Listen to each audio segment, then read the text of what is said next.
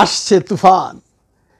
এই তুফান সিনেমার তুফান না, এবার আসতেছে অপারেশন স্টর্ম, বাংলা করলে হয় তুফান। ডক্টর ইউনূসে অনেকেই মনে করছেন যে বয়স্ক একটা ভদ্রলোক আসছে, নোবেল জয়ী মানুষ, খুব ঠান্ডা মিষ্টি হাসেন, আস্তে আস্তে কথা বলেন, সুন্দর করে কথা বলেন, উনি কি দেশ চালাইবেন। অনেকেই দাবি করতেছেন যে জাতীয় সরকার গঠন করেন, মানে জাতীয় সরকার গঠন করে আপনি করে নেন। এই যেমন ভিপি নূর সাহেব দুদিন ধরে চিল্লাইতেছে যে এইভাবে সরকার চালাইলে হবে না, দেশ ভালো হবে না, জাতীয় সরকার নেন, বিভিন্ন দলকে ডাকেন, বিএনপিকে ডাকেন, জামাতকে ডাকেন, গণতান্ত্রিক পার্টিকে ডাকেন, মানে তার দলকে ডাকেন, ডাকে তারে বানান, উপদেষ্টা বানান। খুব আফসোস বেচারার উপদেষ্টা হইতে পারলো না। এই সার্জিস আলম বলেন আর এই আমাদের আসিফ সাহেব বলেন আর নাহিদ সাহেব বলেন, তারা হয়ে গেছে, সে হইতে পারে না। দুঃখ তো লাগাটা স্বাভাবিক রে ভাই, কিন্তু লাভ নাই এইসব করে। ইউনূস সাহেব বুঝে শুনেই নিছে। আপনারা তো একটা জিনিস জানেন, ইউনূস সাহেবের যে বিশেষ সহযোগী আছে সে কে, ইয়াং একটি ছিলেন, ট্যালেন্টেড, এত পড়াশোনা জানে, এত সুন্দর কথা বলে, আপনি মোহিত হয়ে যাবেন। ইউনূস সাহেবের দেশ চালাইতে হইব না, ইউনূস সাহেবের চালানোর মতো লোক আছে তার পিছনে, আপনাদের মতো লোক না হইলেও হবে। ওনারা জ্বলতেছেন, পলিটিক্যাল বড় বড় পার্টির নেতারা কিন্তু জ্বলতেছে না। বিএনপি কিন্তু বলতেছে না কালকে নির্বাচন দেন, বিএনপি কিন্তু বলতেছে না যে কালকেই আমাদেরকে জাতীয় সরকার করে আমাদেরকে দেন, বলতেছে কে, সাবেক ভিপি নূর।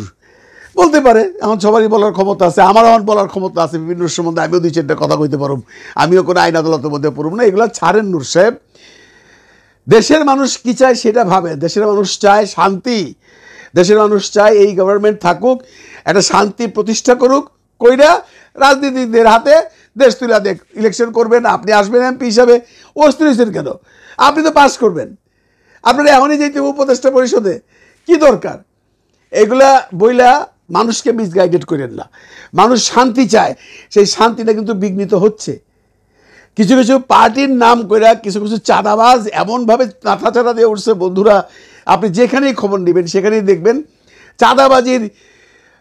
চাঁদাবাজির হার বাড়ছে, চাঁদাবাজ বদলাইছে, চাঁদাবাজি কিন্তু বন্ধ হয় নাই।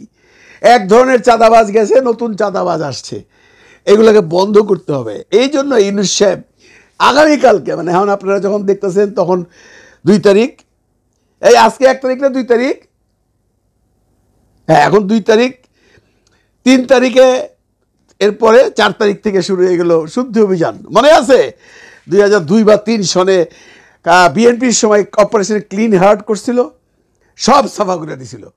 অনেকেই তখন সমালোচনা করছেন, অনেকে তখন বলছেন যে এইভাবে গণহত্যা করার কোনো অধিকার বিএনপির নাই, আমাদের সুশীল সমাজরা তো বসেই থাকে খালি খুদ ধরার তালে। ওই সময় যদি ক্লিন হার্ট না করতো তাহলে দেশে আরও খারাপ অবস্থা হইতো।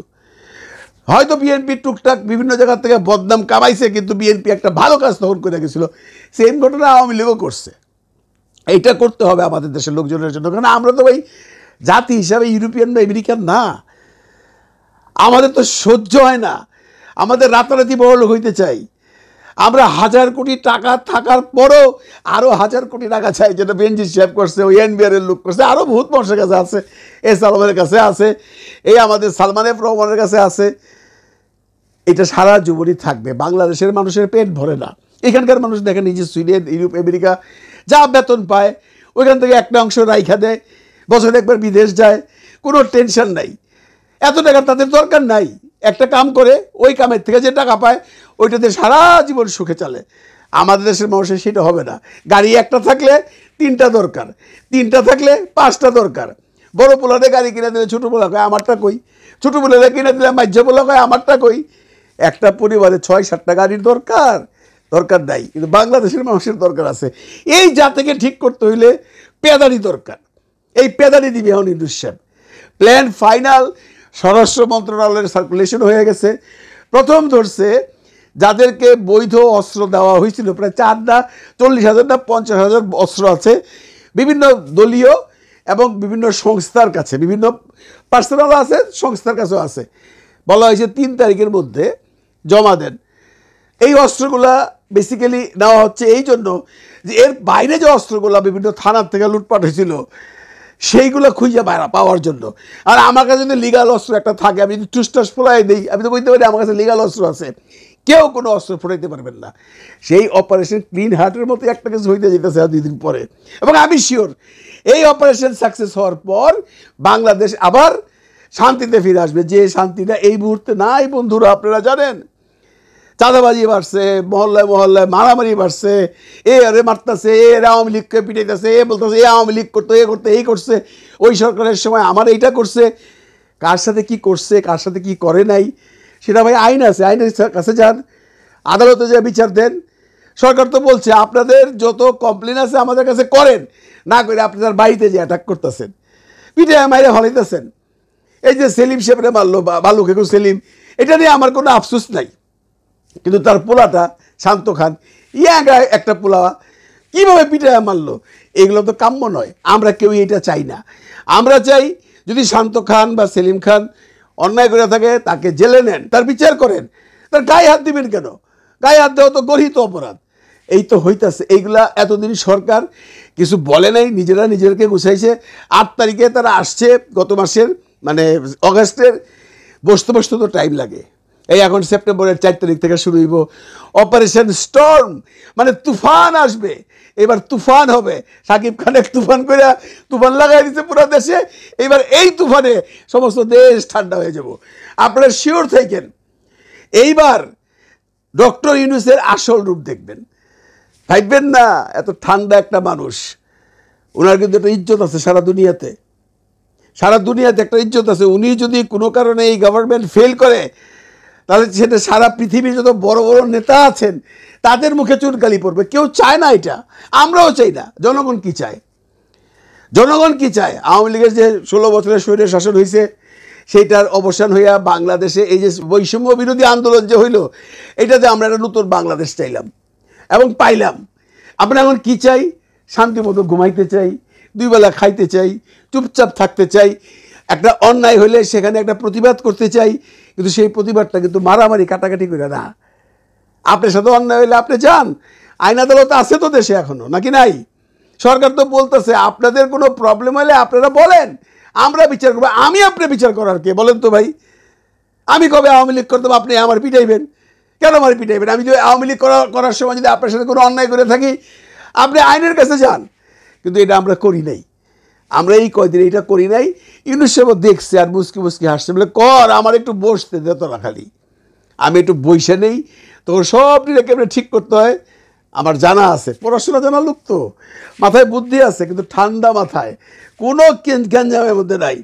ওনার একটা জিনিস মার্ক করছেন আপনারা, ওনার একটা যন্তর মন্তর ঘর আছে। ওই ঘরে যে যদি আপনি যত রাগ নিয়ে ওই ঘরের মধ্যে ঢুকবেন, ওনার সাথে কথা বলবেন, আধা ঘন্টা 1 ঘন্টা 2 ঘন্টা হাসতে হাসতে বেরিয়ে আসবেন। অনেক নেতাদের দেখলাম চিল্লাইছে প্রথম দিকে, বিভিন্ন দলের রাজনৈতিক নেতারা, যে আমরা ইলেকশন চাই। বাইরে এসে কইতেছে থাক, এখন ইলেকশনের দরকার নেই, আগে দেশ ঠিক হোক। এই দেশ ঠিক করার জন্য ইউনূস সাহেবের এখন একটা প্রথম অপারেশন হবে, এবং it will be hard operation. নাম দিছে স্টর্ম, নাম দিছে অপারেশন তুফান। আমি জানি না আমার সিনেমার তুফান থেকে নামটা নিয়েছে কেন, দেখছো ওই তুফান অনেক সাকসেস। এইটা যে তুফান নাম দিয়ে আরও সাকসেস হবে, এটা কিন্তু জাস্ট জোক। স্টর্ম করে বলছে তারা, তুফান বলে না, আমরা বাংলায় নাম দিছি আর কি, যে অপারেশন তুফান। এই তুফানের পর আমরা আশাই করতে পারি, একদম মন থেকে আশা করতে পারি, এই যে চাঁদাবাজ, এই যে সন্ত্রাসবাদ, এই যে মানুষের উপর অত্যাচার, এই যে বাড়ি দখল, এই যে জমি দখল, সব বন্ধ হয়ে যাবে, সব বন্ধ হয়ে যাবে। বিএনপির নেতারাও এটা চায় না। তারা চায় দেশে শান্তি থাকুক, এই সরকার গুছাক, দেশটার একটু সার্বিক পরিস্থিতি আনুক। আমি বিএনপির কথাই বলতেছি এই জন্য যে এখন বর্তমানে আওয়ামী লীগের কোনো নেতৃত্ব নাই, আওয়ামী লীগের কোনো খবর নাই। যারা ছিলেন সবাই পালাইয়া গেছে, আপনারা জানেন। যারা আছেন তারা মুখ খুলতেছে না। এখন একমাত্র বিএনপি হলো বাংলাদেশের সবচেয়ে বড় দল, এবং জামায়াত ইসলামী। এরাও চায় দেশে শান্তিটা আসুক।